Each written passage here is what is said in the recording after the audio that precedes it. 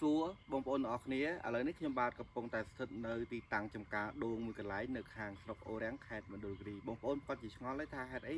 ថានៅទីនេះមានដើមដូងច្រើនម្ល៉េះហើយជាតំបន់ភ្នំទេដូចដែលពុកម៉ែបងប្អូនបានដឹងហើយថាដើមដូងភាគច្រើនត្រូវបានគេជ្រើសរើសទីតាំងក្នុងការដាំដុះគឺនៅតំបន់ទំនាបដែលសម្បូរទឹកក្នុងការ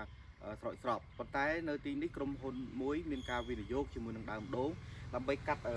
យកជាទឹកបាទផលិតជាស្ករអញ្ចឹងហើយធ្វើឲ្យគាត់ជ្រើសរើសសម្រាប់យកនៅទីតាំងតំបន់ខ្ពង់រាបខេត្តមណ្ឌលគិរី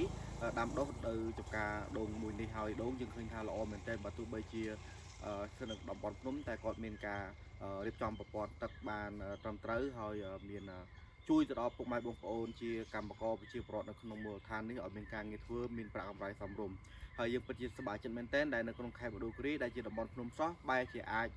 ផលិតក៏ដូចជាការដាំដុះជាមួយនឹងដើមដូងដែលមានទិន្នផលយ៉ាងច្រើនហើយយ៉ាងណានោះខ្ញុំនឹងព្យាយាមសិក្សាស្រាវជ្រាវបន្ថែមទៀតថាតើ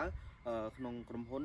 មានការទទួលផលការបែងចែកផលឬក៏ការលក់ដូរចេញនឹងយ៉ាងម៉េចហើយគេផលិតនឹងវាមានខ្សែចង្វាក់បែបណាបាទហើយនេះក៏តែជាព័ត៌មានមួយចង់ជម្រាបឲ្យបងប្អូនបានឃើញបានដឹងថានៅមណ្ឌលគិរី